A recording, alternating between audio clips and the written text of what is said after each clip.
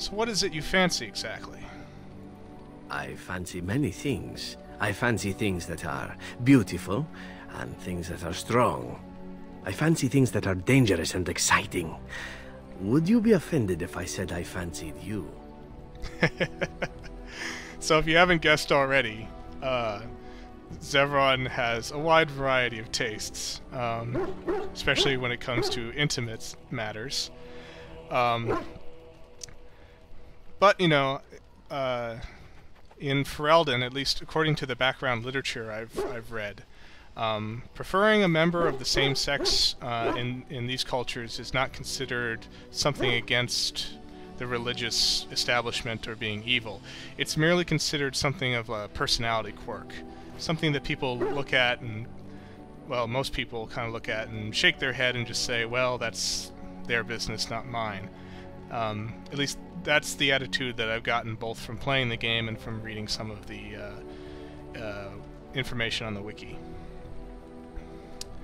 But anyway, so the fact that he has wide tastes in both men and women, probably from various races as well, is not necessarily surprising. So, are we offended by it? Well, not at all. This is good to know. As for what I'll do in the future, presuming that there is one, I truly can't imagine. It might be interesting to go into business for myself, for a change. Far away from Antiva, of course. For now, naturally, I go where you go. Won't the crows eventually find you? Eventually can be a very, very long time, if one plays one's cards right. Come now, enough chit-chat. Talking about the crows summons them, you know. Any Antivan fishwife could tell you so.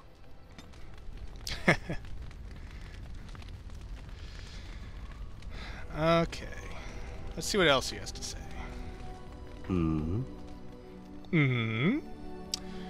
Care to answer some more questions? All right, but I get to stare at you luridly while you do so.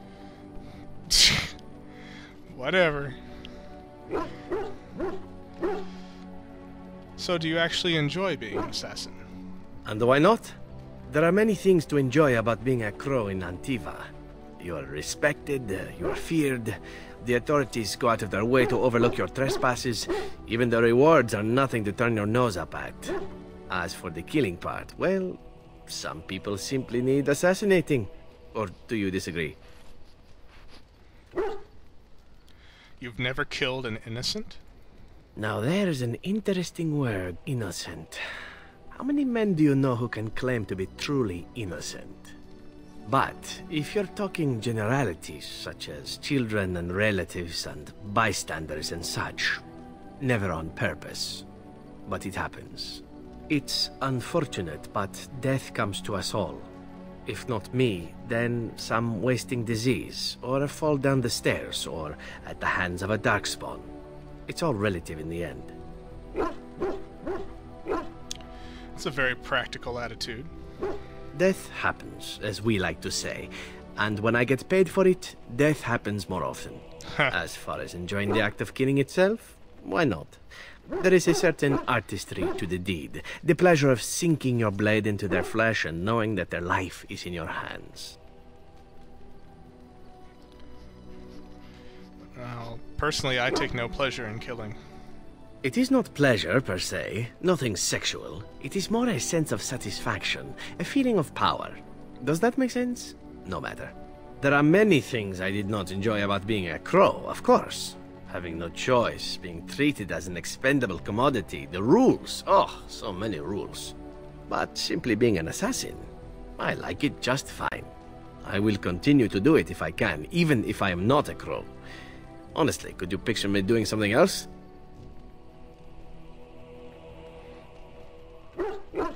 Why not? You can do whatever you like. Whereas I am content merely doing what I happen to be good at. It's a talent that not many come by, honestly. I don't see why I need not pursue it. Of course, all these thoughts are moot. Chances are still good that you and I will perish, eaten by darkspawn or slain by the crows at some point. Very gruesomely, I imagine. But it is pleasant enough to chat about.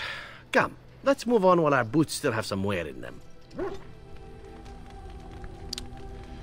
Oh, and actually, before I keep going, I forgot. I should go ahead and give out some more gifts. Now, we have a remarkable greenstone, and Shale likes all things that say remarkable in front of them. So I'll give him the greenstone. Ooh, shiny. And let's see. I believe the silver bracelet... yeah, the silver bracelet is a general gift. You can give it to anybody.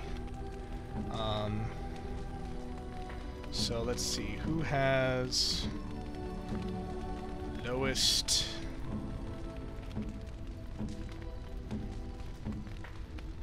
Probably Zevran. So we'll go ahead and give those to him. You have excellent taste. Why, thank you. And one more is... We're going to give Morgan another gold rope necklace. We already gave her one already, but so it won't be quite as high approval, but it still should be pretty high since it's only the second one we've given her. And she actually gets more approval out of the gold rope necklace than any other character we would give this to, so... A fine gift. You have my thanks. Alright. That's all the gifts I want to give for now. The rest are either plot items or they are focused towards companions that haven't joined us yet.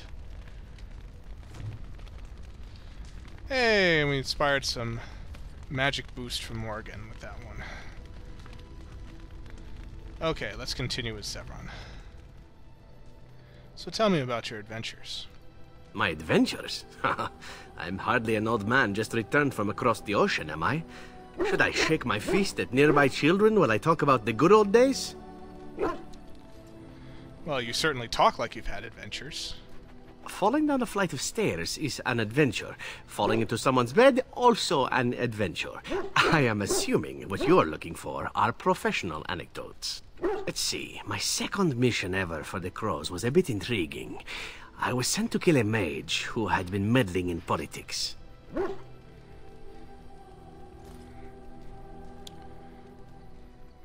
The Crows were willing to anger the Circle of Magi?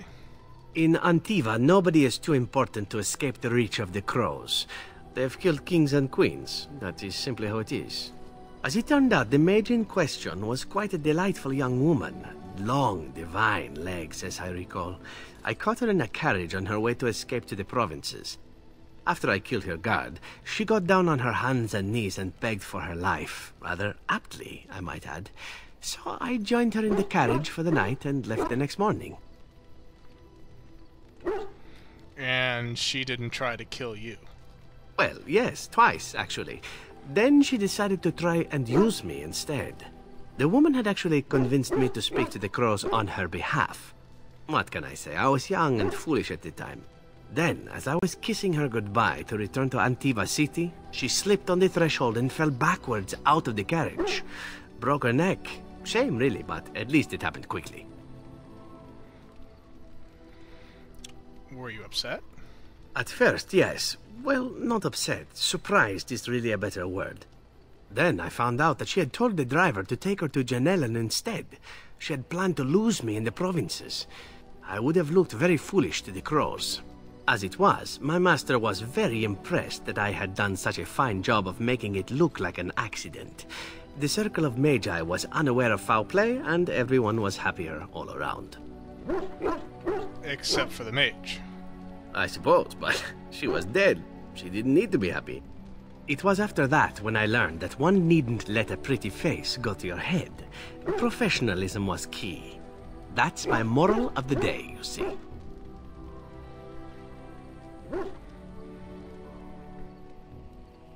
So you never mix business with pleasure? Well, there is you. But I'll point out that you did have to capture me and tie me up first. Every rule has its exception. Now that I've mentioned tying me up in that context, do we have extra rope about? Oh, Zevran, what are we gonna do with you?